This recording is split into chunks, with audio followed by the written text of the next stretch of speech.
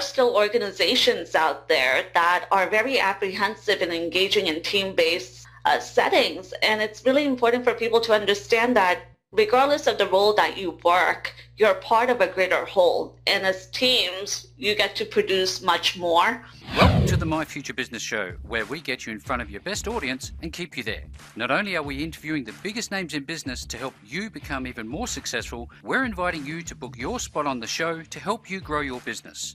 So at the end of the call, make sure you fill in the interview application form at myfuturebusiness.com/interviews. Hi, it's Rick Nusky and welcome to today's episode of the My Future Business Show. I'm with Sasha Laghonh. Now, that's a very interesting name to pronounce. Did I get it right, Sasha? Rick, you nailed it. Thank you. Excellent. Yes. Welcome to the show. And, what we often do, Sasha, is we give a couple of minutes at the start of each show, instead of just, deep diving into the core of the program, to learn a little bit about yourself. Could you share a little bit about your background, what you do in your private time, and, all those sorts of things? Sure. Thank you for having me, first off. I come from a business management background, and a lot of the work that I've been engaged in the past few years has to do with entrepreneurship and building strategies and helping not only individuals but businesses out there create themselves from scratch, and the ones that are existing to refine their process. You want to bring value not only to the organization but also for individuals who choose not to be in working corporate. They still want to find skill sets to develop themselves and bring value out there in the market. So I work with not only individuals, but I also work with organizations that are vested in either solving problems or refining existing situations. And those are the challenges that keep me busy. Mm-hmm. And overall, I started out working for third-party organizations, and then still to this day, I will either consult, contract, and very few times, if it's a really enticing opportunity, I may give it a chance and work it for a brief moment in time and see whether it may be my cup of tea. Mm-hmm. So there are many moving parts in my life, and I know sometimes people love to label me, and it gets very frustrating for them because they like things to keep it simple. But the reality is either I'm coaching or I'm consulting in my personal life. And that is how you and I cross paths today. Fantastic. Look, thank you so much for sharing a little bit of insight into your background. It's very important to give body to the call. Now, I'm looking at your organisation and human behaviour area within business. How did that come about for you? Was this something you've always had a passion for early on? Well, my first degree is from Boston University, and it also specializes in management. And being part of business school, where I dedicated at least 4 years specializing in different aspects of organization development, organizational behavior just turned out to be one of my passions. And that's the thing about life, that often people think that you have to figure out what your passion is and then take action.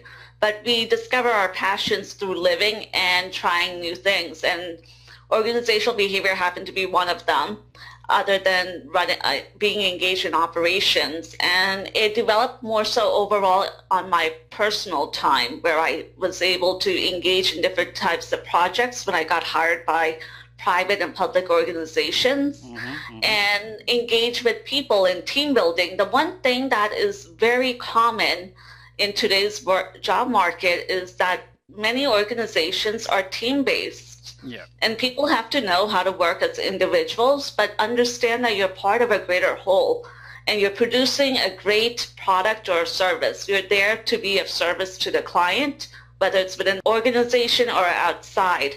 And that is something that needs to be honed in, because back in 2017, I did a lot of traveling throughout the United States, and I crossed paths with at least 50 organizations. Yep. Where I got to meet with private owners, business owners, and also just engage in different types of dialogue to address some of their questions. And it was a very interesting experience, because I was surprised, and I also had a little bit of a culture shock, that there are still organizations out there that are very apprehensive in engaging in team-based settings. And it's really important for people to understand that regardless of the role that you work, you're part of a greater whole. And as teams, you get to produce much more.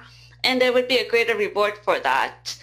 And there are many different reasons for why some organizations are very hesitant in taking that leap of faith. Nowadays, it's not a leap of faith. It is just a part of how you coexist with the market. You have to remain relevant. And there are some things that we have to adjust and modify our behavior in a good way in order to capitalize upon what is out there. And if people are really resistant to taking that risk, whether it's building teams and learning how to work together, then I see that they're going to be dealing with some unnecessary growing pains. I love how you talked about, dispelling this belief that you need to find your passion before you take action. You've just got to do it, don't you? As an organisation, you've got to bite the bullet, as it were, and get teams built together and get that forward momentum. Yes, a lot of people think that I need to figure out my passion, and they end up in this trap of, when this happens, I will take the next action. And if you're waiting for the when part, when a specific thing will happen, it may never happen. And unfortunately, we're also living lives as an individual, not only running a business. So it's important for us to have, and you acquire perspective through living and learning. And I do believe that when people go out in the real world, they do need to get roughed up a bit to understand that not everything works according to their timeline. Not everything is going to go according to their plan. Yep. And there is cooperation needed. And you also learn how to negotiate. But in order to negotiate, you have to know what you bring to the table. That's why I tell people there's a clear difference between being arrogant, overconfident, and having that subtle sense of confidence where you walk in, you know what you have to offer, and it's okay if you say no. Yeah, absolutely. And then there's this element of being humble about how you behave in the workplace in front of those who you might be leading. Absolutely. And it was really interesting. I think it was 2-3 days ago, I posted on the Sasha Talks blog. It was like a sermon or a talk on being healed through humility. Because the more we rise up the ladder, the greater the responsibility, we're more visible. And it becomes a bit challenging because we're humans, we're born with egos, and we have to keep them in check. But sometimes it becomes really frustrating when you're trying to have a very sensible conversation in a business setting, trying to explain to third parties that you're putting yourself in harm's way if you don't start entertaining new ways of doing business. And at the end of the day, we have to understand that if you're going into a third-party business, at the end of the day, it's their choice of whether they want to engage or not. So it's similar to raising a child as a parent. There's only so much parenting you could do, but at the end of the day, they have to learn their own lessons the hard way, whether you're there or not. Absolutely. As a father, I find that oftentimes they have to go through those hard knocks, and that is the reality of life, and it clearly relates to how they'll react in a business setting later on in life. Yes, and that is one of the things that I tell people, that if you really are passionate about entrepreneurship, to first learn to understand what it is. Because if you don't like to work a 9-to-5 job, I could guarantee you that you will not learn or like the idea of entrepreneurship, because we all know that when we start out, the amount of hours that we put in, it's ridiculous. And you have to love it. You have to love what you do, but passion is not enough. We also have to apply common sense, because you also have to put food on the table. You need to keep a roof over your head. And at the same time, you're trying to come up with reliable and consistent form of income. And that is the part where a lot of people drop out of the entrepreneurship race. That when people start out, it was really interesting. I was reading one of the statistics, I think it was from 2016, that the first-time entrepreneurs that succeed are about 18%. And the ones that drop out are because of the lack of experience, or some natural disaster, or they're not prepared for it. And about 30 to 35% of them lack managerial experience. So it's very interesting. Do you see some correlation between the amount of failure as a, typically one person entrepreneurial venture, and the lack of systems in their business? I don't have very specific statistics in terms of whether it's a one-person entrepreneurship or a team-based, but I will say that many businesses that lack systems, they are struggling. And I love it when you go visit a business and they give you a presentation and they just gloss over all of the important stuff, which has to do with legal and numbers. And then they wonder why fraud is taking place. And I'm thinking, this is a very uncomfortable conversation to have, but that's what individuals like us get paid to do, to bring those things to their attention. And sometimes I feel that businesses make a conscious choice of leaving these things to be really nebulous. So there's lack of accountability. So no one's name is tied to it. It just happened. And you can't play victim for too long because karma does catch up. And at the end of the day, if it's a third-party organization, you don't want to compromise people's livelihoods. There's only so much you could do to rearrange your organization and package it to make it appear palpable. I wonder in nowadays society with there seems to be, correct me if I'm wrong, Sasha, that like this entitlement attitude of whatever generation they're from, in terms of finding good talent and keeping them. Is this becoming a bigger challenge nowadays? I have been reading a lot up on it, and one thing about millennials, I don't like the word millennials, but I love the population that makes up the millennials. They're highly intelligent, driven professionals out there. They're very self-aware. They know what is going on. I would say that sometimes it's a very broad paintbrush that they fall under, that there are good people who get miscategorized because of all of the stereotypes about that generation. I would say that organizations have been making a lot of effort in finding the right talent and retaining them. And there are some organizations that are failing greatly, or I would say gravely, because they think that just because you have a job, you should be happy. And that is a very primitive baseline nowadays. It doesn't mean that you have to cater to the whims of every individual out there and pander to negligent behaviors and just put up with anything that comes through the door. But employers are meeting their employees halfway, if not more. But at the end of the day, I look at it this way: the right people, companies will go out of their way to retain the right ones. And also, you don't need to cater to everything that a person asks for, because you have to differentiate between what you need and what you want. You don't want to hold on to people that just want a paycheck. You want to hold on to people that are going to evolve and bring more value to your organization. But it's a two-way street. It's like playing tennis. You want to throw the ball back and forth. When the ball starts just falling in one court, it becomes a very one-sided relationship, and employees are very self-aware that they don't have to put up with it. And at the end of the day, options are created by individuals. So if you're sticking it out in a place where you're not happy, then you have to take accountability for your unhappiness and do something about it by moving on. Because don't rely on third parties, your boss or your company, to make you happy, because that's not how reality works. And that's a great message for those who are listening to the My Future Business show today, because we're focused on beginner entrepreneurs and existing small to medium-sized business owners who may be facing these exact types of challenges.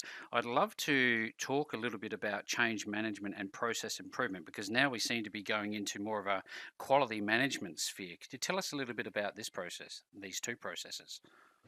Quality management came into my life once I started being engaged more in operations, and my eyes, ears, my senses work as when I walk into an organization, I pay more attention to what are the things taking place and how do they go about it, and are there more efficient ways of going about creating better results. As somebody who also holds 2 black belts in Six Sigma, I get to apply that in various settings. And with change management, just on a broader level, I should say, that a lot of people know what change is. But when you talk about it in respect to an organization and engaging in organizational restructuring and educating people why things have to be different in a good way, Because when things aren't going right, people are quiet. They fear their job security. They don't want their name to be tied into anything that may be scandalous. Yeah. Just keep your head down and keep on living life day in and day out. There are a lot of people who like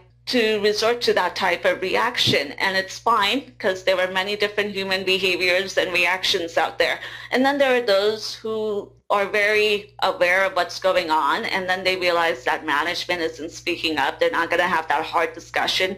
People run from conflict. The communication is poor, and things are falling apart, and change has to happen. Sometimes change happens when you bring in a new leader, a new CEO into an organization, or you clean house and bring in a whole new management.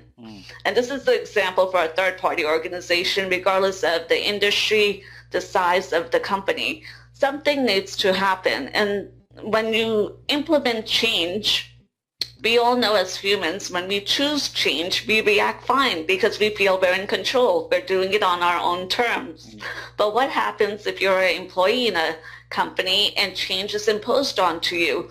There are all types of reactions that come through. And that is the most challenging part, the education and refining how people communicate. And there are going to be people who may not ever get on that ship, and they're going to resist. And I do believe that sometimes you have to make that tough decision as a manager or leader where you have to clean house even further. And of course, when you make these decisions, it's not easy. You don't walk in and just dictate who's going to leave the company, who's going to stay. There are a lot of legalities to be mindful of. But sometimes you just have to kill it and start all over. And that is where a lot of people are hesitant, and they stop breathing because they don't want to know what the outcome will be. And with process improvement, it's tied into change management. As you change things, sometimes we will be implementing new systems because the old ones aren't working. And in the process of it, you will also be killing off systems that weren't viable and they're not current, but let's say the present. What worked 20 years ago is not working for you now. And the only reason you kept it was because there may have been a very senior tenured management and nobody spoke up, no one cared, everybody was getting along. So why fix anything that's not broken? Do these types of change management and process improvement processes need to be highly structured in a small to medium-sized business? I know that they often are in large organizations, but can it be made in such a way that it's more like an ownership thing rather than an imposition? I believe so, because it could be scaled. The plan could be scaled in relative to the size of the organization, because I often tell people when I mentor them that if you want to learn processes of a business, go work for a large organization. You will see a lot of it. Yeah. But if you want to learn business acumen, go work for a small, medium-sized company. And if you are fortunate, find the right executives or leaders that you could be mentored from and work alongside and acquire those intangible skill sets. Now, for the business systems to be implemented in small and medium-sized businesses, I've seen it happen in the past. And it was often implemented by leaders who came into the organization within 3 to 5 years of me being there. And they did a remarkable job. And the one thing that they were great at was management, because management itself is an art. It's not only about checking down stuff on paper and saying, I got it done. You're basically managing personalities, and you're going to keep on restructuring the process until you find something that optimally works well. And people have to be mentally flexible and emotionally flexible, because if you're emotionally resistant and mentally just going through the changes, your performance is going to suffer. It's only a matter of time, because you could tell when people are resistant through their action, through their attitude, through their speech. And it also refines the type of talent you're retaining. So how do you make sure, as a consultant, or on the other side of it, your client, how do you make sure that they keep up with continual change in their workplace? That is one of those discussions I have in the initial process, that what do you think needs to be done, to see whether my diagnosis aligns with theirs, because sometimes they think that they have diagnosed a problem and they just want somebody like me to come in and help them with the solution. If you misdiagnose what is the challenge in an organization, chances are very high that the solution is going to be misaligned from the beginning. And it's unfair to people who may be brought in to work certain roles to fix that. Yeah. And that is where the challenge lies. Sometimes people think that we don't want to spend money, but we want the best of the best talent. Okay, they're being a little bit unrealistic, because then often companies use budgets as an excuse. I have worked in the world of budgets from the beginning.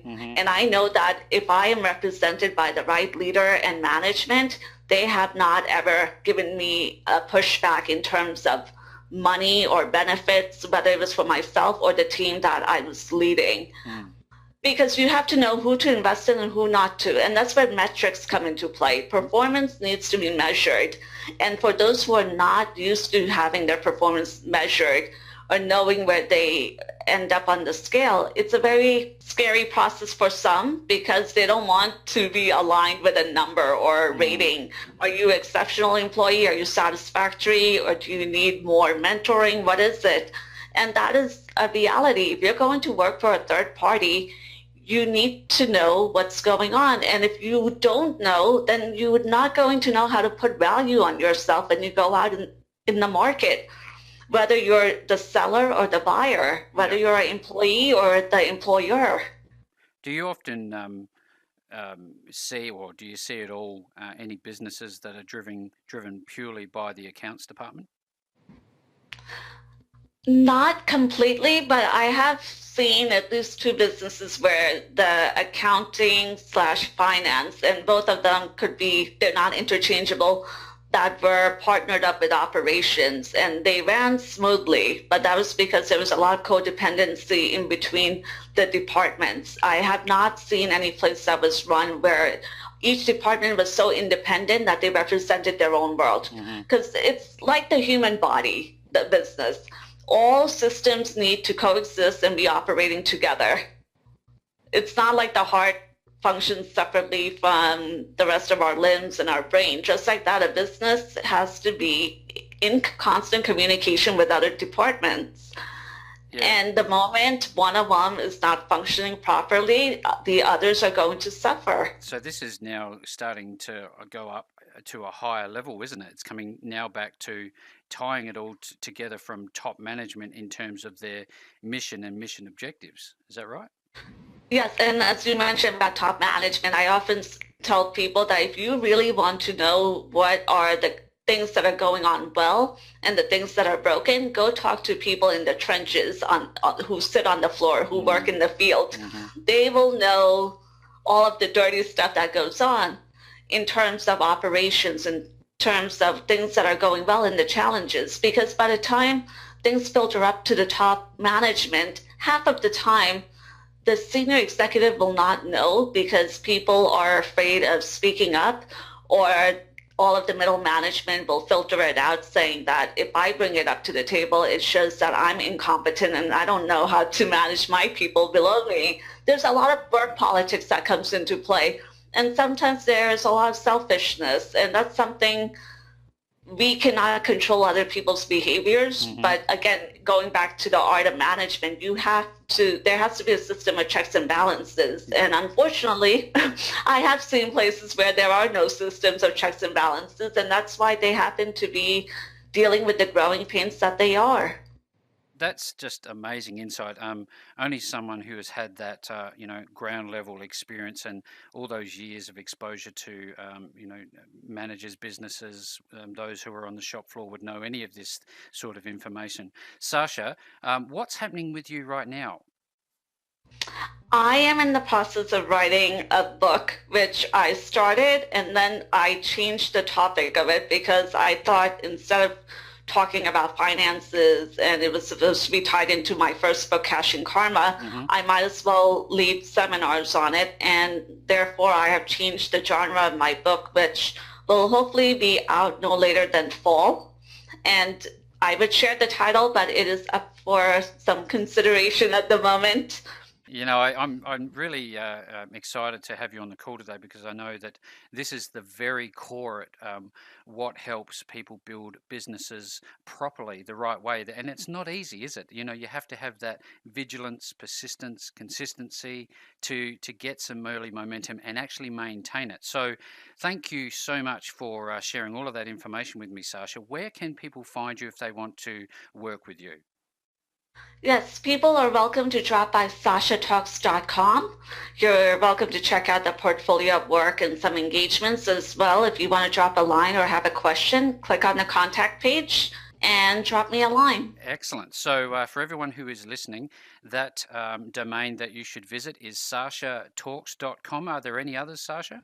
SashaTalks.com will lead you to the blog, radiosasha.blogspot.com, and some of the social media and other show channels that will just give you an overview of the world of Sasha Talks, which covers self-development, spirituality, and my primary passion business. That's excellent. Thank you again, Sasha, for spending some time with me on the My Future Business show today. I'm sure that all of our audience is taking away a ton of value for having you on the show.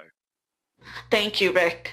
It's been fun having you on the call with us today. Now click on that big red subscribe button and make sure you leave us a comment, share us with your friends, and join the growing list of leading entrepreneurs who have enjoyed their time on the show at myfuturebusiness.com/interviews.